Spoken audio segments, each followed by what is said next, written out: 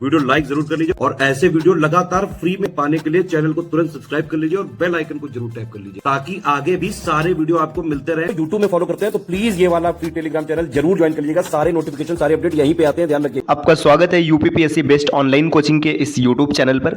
उम्मीद है कि आप स्वस्थ होंगे और बेहतर तैयारी कर रहे होंगे। फ्रेंड्स, आज की इस क्लास में हम लोग इतिहास के एक महत्वपूर्ण बिंदु 1857 के विद्रोह के बारे में चर्चा करेंगे।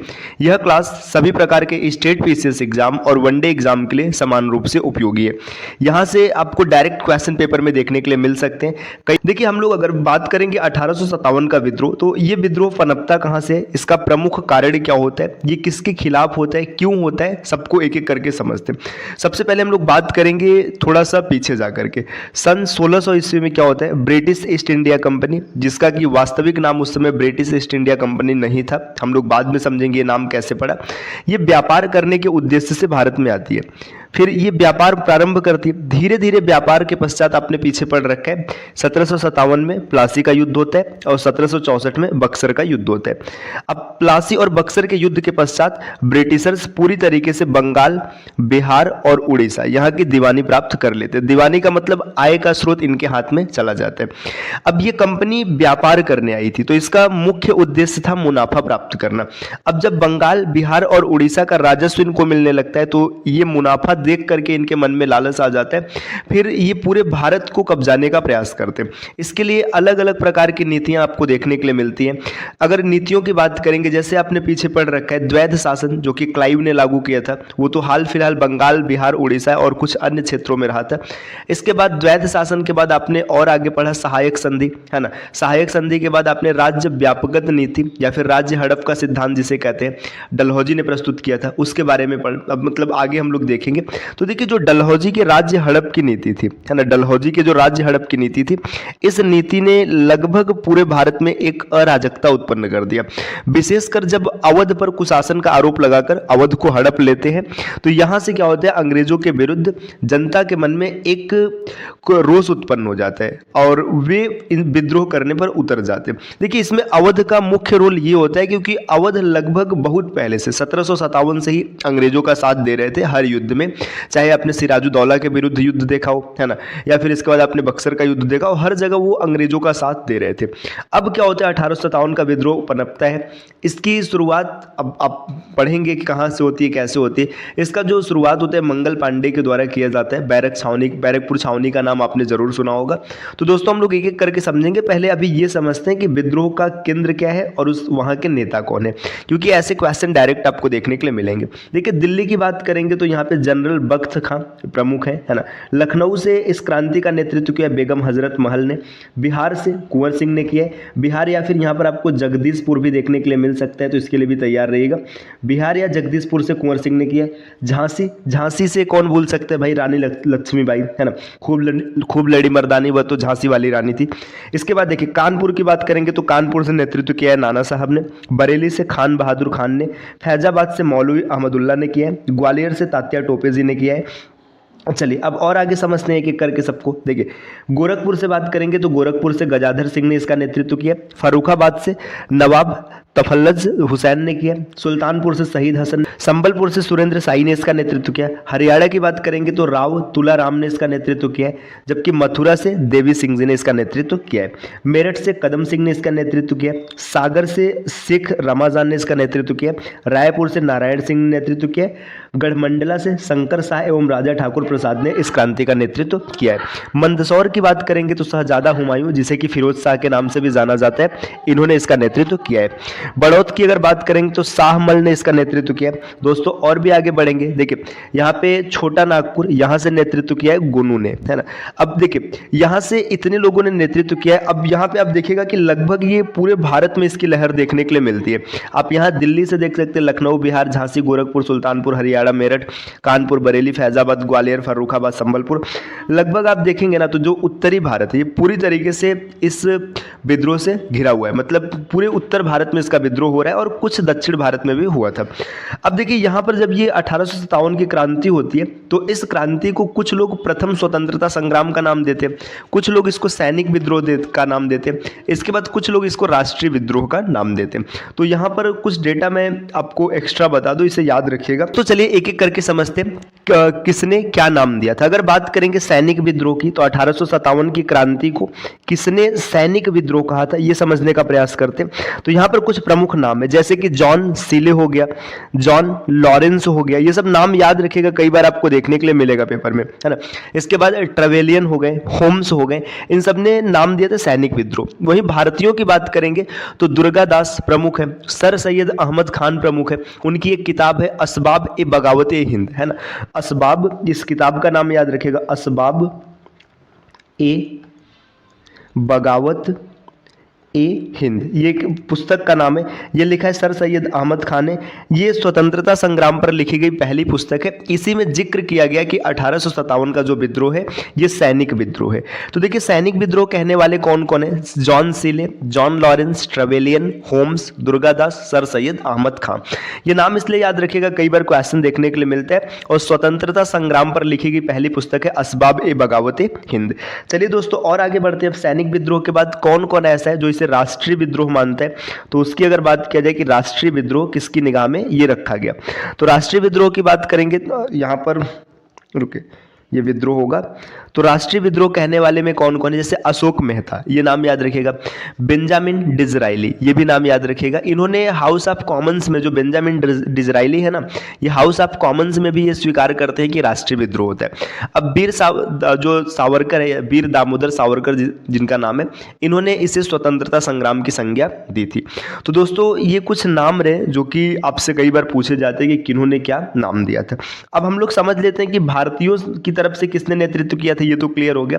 अब ये देखते हैं कि इस विद्रोह को दबाने के लिए कौन कौन से अंग्रेज गवर्नर जनरल इसमें काम करते हैं, मतलब मुख्य कौन से गवर्नर थे जो इस विद्रोह को दबाते हैं। तो देखिए दिल्ली की बात करेंगे तो दिल्ली से लेफ्टिनेंट विलोबी, जॉन निकोलसन, लेफी हडसन, है ना, ये लोग दिल्ली के विद्रोह को दबाते हैं। जबकि कानपुर की बात करेंगे तो सर व्हीलर कोलिन कैम्पबेल, तो इसमें खाली कैम्पबेल भी नाम याद रखिएगा, कोई समस्या नहीं होगा। कानपुर के नेतृत्व को कैम्पबेल दबाने का कार्य करते हैं। लखनऊ के नेतृत्व को हेनरी लॉरेंस दबाता है। झांसी की बात करेंगे ह्यूरोज दबाता है। इसके बाद देखिए और अगर आगे बढ़ेंगे तो यहाँ पे लखनऊ में कुछ लोग और भी हैं, जैसे यहाँ पे देखिए हैवेलॉक है ना, इसके बाद आउटरम है, इसके बाद कैंपबेल है। तो ये सब लखनऊ के विद्रोह को दबाने का काम करते हैं। जबकि बनारस की बात करेंगे तो कर्नल जेम्स नील ने इस विद्रोह को दबा दिया था। तो अभी हम लोगों ने ये समझा है कि विद्रोह में कहाँ से नेतृत्व किसने किया था और उस नेतृत्व को दबाने का प्रयास किसने किया या फिर किसने उसे सफल रूप से दबाया। अब चलिए यहाँ पे कुछ इंपॉर्टेंट वन लाइनर फैक्ट है, इसको भी समझ लेते हैं। देखिए 1857 की क्रांति के समय ब्रिटिश के जो प्रधानमंत्री थे वो विस्कॉन्ट पॉम्स्टन थे। तो ये भी याद रखिएगा कि पॉम्स्टन उस समय प्रधानमंत्री रहे थे। 1857 के विद्रोह का जो प्रतीक है ये कमल और रोटी था। ये इंपॉर्टेंट क्वेश्चन है, बहुत ही इंपॉर्टेंट है कि 1857 की क्रांति का जो प्रतीक था वो क्या था, कमल और रोटी। 1857 के विद्रोह का प्रत्यक्षदर्शी उर्दू शायर मिर्जा गालिब जी हैं। इसके बाद 1857 के समय भारत का गवर्नर जनरल लॉर्ड कैनिंग होता है। दोस्तों आपने पीछे की क्लास में पढ़ा था कि ये लॉर्ड कैनिंग भारत का अंतिम गवर्नर जनरल होते हैं। इसके बाद क्या होता है, वायसराय का पद सृजित किया जाता है, जिसके तहत जो कैनिंग है इसको क्या बना दिया जाता है, भारत का पहला वायसराय। विद्रोह के लिए कौन सा दिन निश्चित था, तो ये 31 मई 1857 को निश्चित किया गया था कि इस दिन हम लोग विद्रोह करेंगे। देखिए आप जब 1857 के विद्रोह को पढ़ेंगे तो यहाँ पे पता चलेगा कि निश्चित तो इस दिन को किया गया था, लेकिन जो मंगल पांडे जी के द्वारा कारतूस विरोध में ये पहले ही छेड़ दिया जाता है और ये अपने समय से पहले ही स्टार्ट हो जाता है। इसके असफल होने का एक प्रमुख कारण ये भी था कि अपने समय से पहले ही स्टार्ट हो जाता है। जिस समय पे ये रखा गया था कि यहाँ से इसको स्टार्ट किया जाएगा उससे काफ़ी पहले इसकी शुरुआत कर दी जाती है। तो इसी कारण मतलब देखिए ये रखा तो गया था कि 31 मई को शुरू होगा, लेकिन ये 10 मई 1857 को ही प्रारंभ हो गया था। इसी वजह से 21 दिन पहले हुआ तो रणनीति सही नहीं बन पाई, तो सफल होने का एक प्रमुख कारण यह भी था। इसके बाद देखिए विद्रोह में भाग नहीं लिया। उस समय भारत के एक बड़े तबके ने विद्रोह में भाग नहीं लिया था। उसमें जैसे कुछ साहूकार थे, जमींदार थे, शिक्षित वर्ग था, किसान था। मतलब किसान में तो बहुत कम की बात करेंगे, लेकिन साहूकार, जमींदार, शिक्षित वर्ग। अब साहूकार जमींदार क्यों भाग नहीं लिए युद्ध में? क्योंकि इससे उन्हें फायदा है। मतलब फायदा क्या है कि वहां पर वो लगातार अंग्रेजी नीतियों के तहत उन्हें ही प्रॉफिट हो रहा है। जो गरीब वर्ग के व्यक्ति है, किसान है, मजदूर है, दिहाड़ी मजदूरी करने वाले लोग हैं, तो उनका तो लगातार नुकसान होता जा रहा है। फिर इसके बाद देखिए 1857 के बाद फौज को संगठित करने के लिए आयोग बना, पील आयोग। तो जो 1857 था, जब इसका विद्रोह खत्म हो गया तो पील आयोग का गठन किया गया, जिसका मुख्य उद्देश्य यह था कि फौज को संगठित किया जाए, जिससे भविष्य में ऐसा कोई विद्रोह देखने के लिए ना मिले। अब यहाँ पे देखिए इसके कारण की बात करेंगे तो कारण यहाँ पर देखिए दिया है कि कारण क्या था। तो 1857 के विद्रोह के देखिए राजनीतिक कारण की बात करेंगे तो डलहौजी की व्यापक नीति, हमने स्टार्ट में चर्चा किया। वेलेस्ली की सहायक संधि, ये भी प्रमुख कारण था। बहादुर शाह जफर के साथ अपमानजनक व्यवहार और अवध का विलय, देखिए ये उस समय के मुख्य कारण बने थे। प्रशासनिक कारण क्या था? अंग्रेजी का प्रसार एवं देसी भाषाओं की उपेक्षा। मतलब जो मिशनरीज थे वो ईसाई धर्म को प्रसारित कर रहे थे और साथ ही साथ जो सरकार की नीतियां थी वो अंग्रेजी को आगे बढ़ा रही थी। जो देसी भाषाएं थी उसका अपमान हो रहा था। इस वजह से ये भी एक कारण बन गया। ब्रिटिश शासन के अप्रिय कानून, सामाजिक व धार्मिक कारण, मतलब सती प्रथा पर प्रतिबंध एवं विधवा विवाह को प्रोत्साहन, ईसाई मिशनरियों को संरक्षण एवं हिंदू व मुस्लिम मान्यताओं का उपहास, भारतीयों को हेय दृष्टि से देखना, अंग्रेजों का बर्बरतापूर्ण व्यवहार। देखिए सॉरी फ्रेंड्स, उस समय जितनी भी चीज़ें चल रही थी, किसी भी समाज में जो चल रही धार्मिक गतिविधि होती है, जब उसमें हस्तक्षेप किया जाता है तो हस्तक्षेप करने के पश्चात क्या होता है, जनता पूरी तरह से भड़क जाती है। तो जैसे सती प्रथा पर प्रतिबंध लगाना, विधवा विवाह को अनुमति देना, तो ये उस समय ऐसा था कि धर्म के खिलाफ माना गया, इसलिए जनता वहाँ पर भड़क जाती है। चलिए अब आर्थिक कारण की बात करेंगे तो मूल कारण तो यही होता है। आर्थिक कारण, द्वैध शासन के परिणाम स्वरूप बंगाल को ऐसा चूसा जाता है, या फिर द्वैध शासन कहना एक बेईमानी होगी। जब से ब्रिटिशर्स आते हैं 1757 के बाद, आप देखेंगे ना कि 1757 से लेकर 1947 तक लगातार कुछ अंतराल पर 5 साल, 4 साल, 3 साल, इस अंतराल पर लगातार भारत में अकाल पड़ते हैं। अब जब सोचिए, भारत को सोने की चिड़िया कहा जाता था। भारत एक ऐसा राष्ट्र था जो कृषि पर पूर्णतः निर्भर था। भारत की धन संपदा भारत की धन संपदा का जो प्रचार है या फिर जो वर्णन है वो प्राचीन काल में आए हुए और इसके बाद मध्यकालीन भारत में आए हुए, और साथ ही साथ जो पहले ब्रिटिशर्स भी आए थे उन्होंने तारीफ किया था।